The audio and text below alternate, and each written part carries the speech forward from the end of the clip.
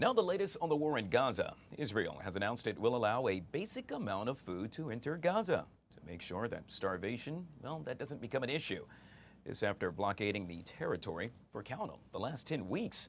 A statement from the Prime Minister's office said the move was made on recommendation of the Israeli Defense Forces and based on the need to support its renewed military offensive against Hamas. Joining us now to discuss this and so much more, Harley Lippman, foreign policy expert, back here on the Live Zone. Always good to see you, sir. Welcome to the show. Thank you for having me. All right, let's jump right into it. In this case, it was evident that without this move by Israel, surely people would end up starving. Yes, you have a clear humanitarian crisis in Gaza, but that's because Hamas steals the food and they give it to their terrorists, their fighters first, and then they go to sell it to the people. So that's the problem with food distribution. It's not that Israel doesn't want to give food or help the Palestinian people. Israel knows very well they have to live alongside the people there for good or bad or right or wrong. That's what the future is going to be. So they're going to do what they need to do to show humanitarian support. The only concern was the misuse by Hamas. With that being said, do you think this move, in essence, will help Israel further their goal of the release of all of the hostages currently held by Hamas? No, unfortunately. Hamas does not respond to kindness. Wish they did. It's like giving humanitarian aid to Germany and thinking they're going to close down the extermination camps like Auschwitz. Not happening. So it's not happening here either. Unfortunately, Hamas has an exterminationist ideology, just like Nazi Germany.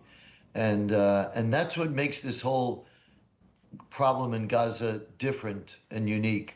Because if you compare it to Russia and Ukraine, Russia just wants to subjugate the Ukrainian people. They don't want to exterminate them. China just wants to dominate Taiwan and make it part of China. They don't want to exterminate the people. But in Gaza, Hamas, the Palestinians, want to exterminate the Jewish people. And you get into Jew hatred, it quickly accelerates to extermination. And that's a unique, tragic distinction that Jewish people have had in history. Harley, I'm taking a look at B-roll as you talk of the folks in Gaza, literally begging, if you will, fighting one another just to get their hands on some food. Truly a dire situation there. We know that early on Sunday, the IDF launched strikes on sites, including a hospital in northern Gaza. Now, Israel, yet again, says it aims to free hostages held in Gaza and defeat Hamas altogether. The likelihood of this happening, I mean, dear God, we have been talking about this for over a year now. All true, and I know people get frustrated and people like solutions and quick fixes, but this is a holy war, and it's a holy war by radical elements in the Arab world that want to exterminate Israel. There are 23 Arab nations in the world. There are 52 Muslim-dominated nations in the world, and there's one tiny, tiny little Israel, smaller than the state of New Jersey, Jewish nation, that they seem bent on destroying, and that's what this is. This is not an equal conflict where two people are fighting over land.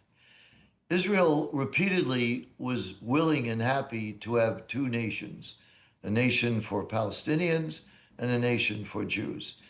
The truth is that the Palestinians in the Arab world have rejected that through most of their history. We have Egypt, we have Jordan, and the recent Abraham Accords countries have come around to recognizing Israel. Israel is like the neighbor that no one talks to but is there and is not moving from the house. Everybody shuns that neighbor just because they don't like that neighbor, just because the neighbor is different. The neighbor could be black or some other minority. That's who the Jew is in the Middle East. That's Israel. Israel is a neighbor that nobody wants to talk to. The Palestinians will not accept Israel's right to exist. And when they say from the river to the sea or free Palestine, it's a code for extermination. Just like in World War II, Hitler used the word final solution. That was the code for the extermination camps like Auschwitz. Harley, we'll end with this, and I got about a minute left, and that is, first of all, congratulations are in order to you. You served as the chairman of the Israel Day Parade in New York yesterday. Well, Grand Marshal, and it was an honor. It's my fourth year in a row, and it was an opportunity to bring over hostages, people who were former hostages, rather, and to listen to them and support them, give them emotional support, march down the streets of Fifth Avenue. And when I asked these people when they were in Gaza, most of them for over 400 days, I asked, did you ever receive any acts of kindness from your Palestinian Hamas captors? And they said no. So, very sad story, and these people are indeed broken. So, we want to bring them all home, and hopefully that'll happen sooner than later.